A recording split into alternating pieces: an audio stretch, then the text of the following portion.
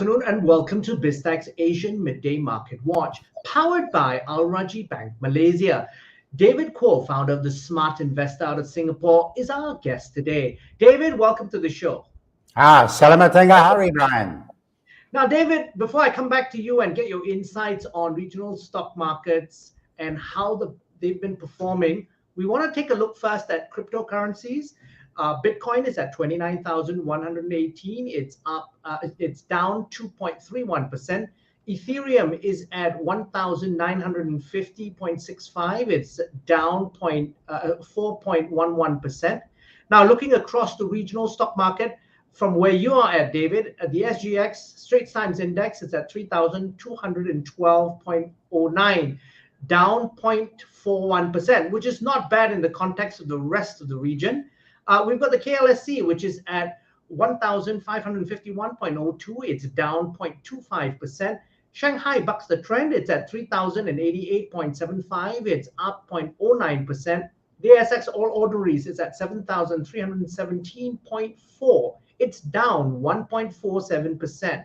The Nikkei is at 26,459.5. It's down 1.68%. The Hang Seng is at 20,220. It's down 2.06%. And we round up the numbers with the Kospi, which is at 2,596.69. It's down 1.09%.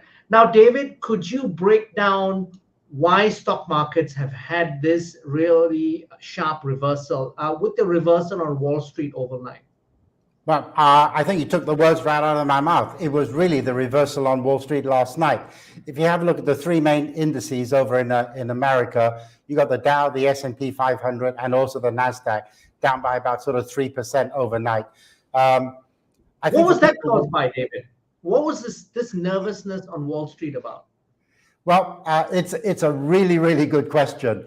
And I think anybody who tries to tell you they know why there was this massive reversal, I think they're grasping at straws, because some people are saying, well, we actually saw the day before when we saw a rally on Wall Street was because of this bear market squeeze. In other words, there were people who were betting that stocks would actually fall. So they borrowed stocks from somebody else and then sold them onto the market.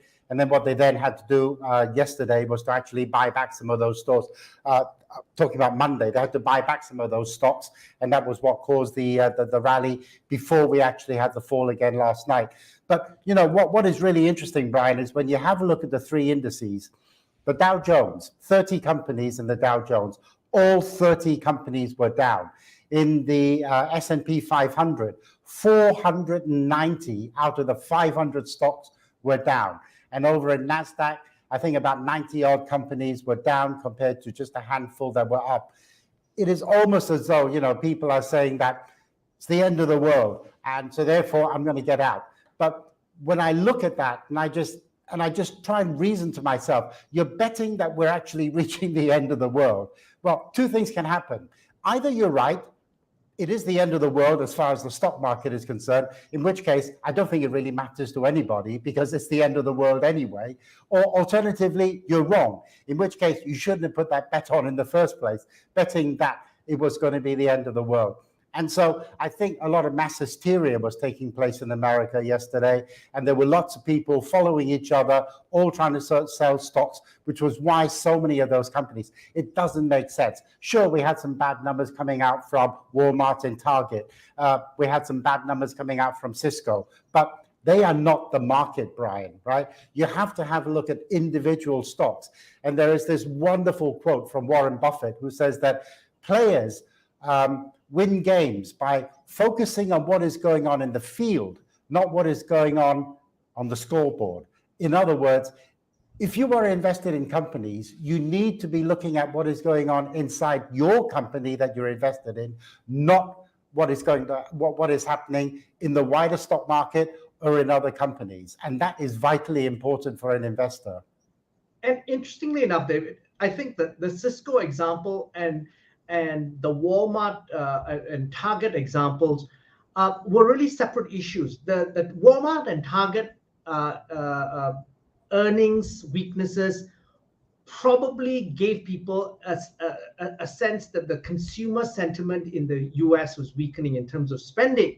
And I suppose that's what spooked market. The Cisco example, I think perhaps could be, as you said, just related to what's playing the field. Cisco's having a problem. If you look at some of the other tech companies, their earnings are humming along nicely. Thank you very much. Well, yeah. I mean, first of all, if we take a look at what is going on in Target, what Target really said was that some of the big ticket items are not selling that well. And I think what is happening in America is that people are beginning to realize that interest rates have gone up. Their mortgage repayments, their loan repayments are getting more expensive, and they're just reining back and they're cutting back and they're saying, do I need to go out and buy that refrigerator? Do I need to go out and buy that television set? And the answer is probably no.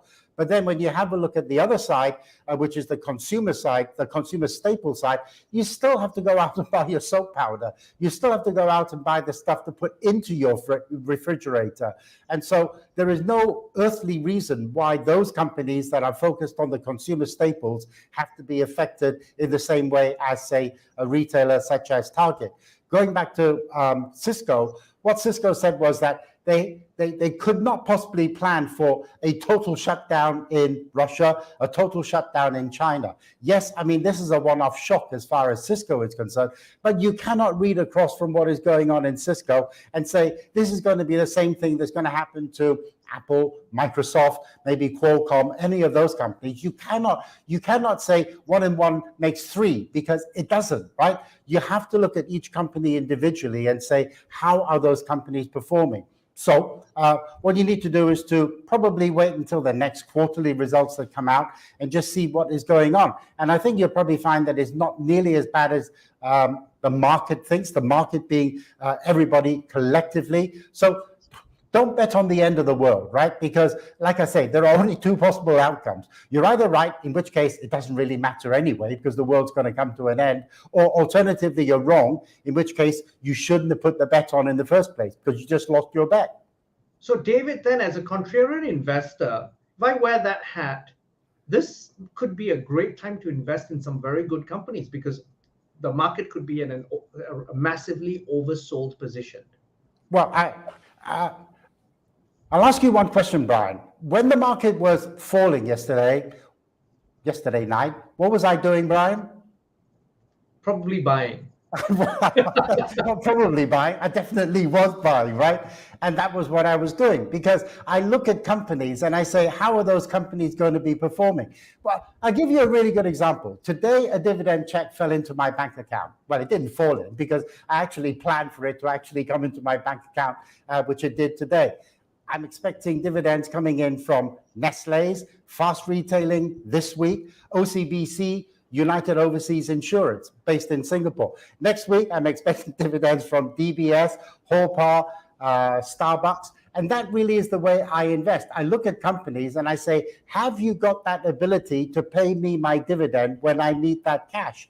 And I focus on what is going on in the playing field. I don't focus what is going on the scoreboard. In other words, what is going on in the stock market. Look at each stock individually and say, does it deserve to be in your portfolio? If yes, keep it in there. If it's cheap, buy some more.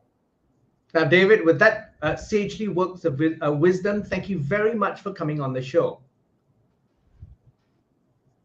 Now, we've been speaking to David Kuo, founder of the Smart Investor in Singapore, on Biztech's Asian Midday Market Watch, powered by Rajhi Bank Malaysia. I'm Brian Fernandez. This video and podcast will be on our website, www.biztech.asia, as well as our social media platforms.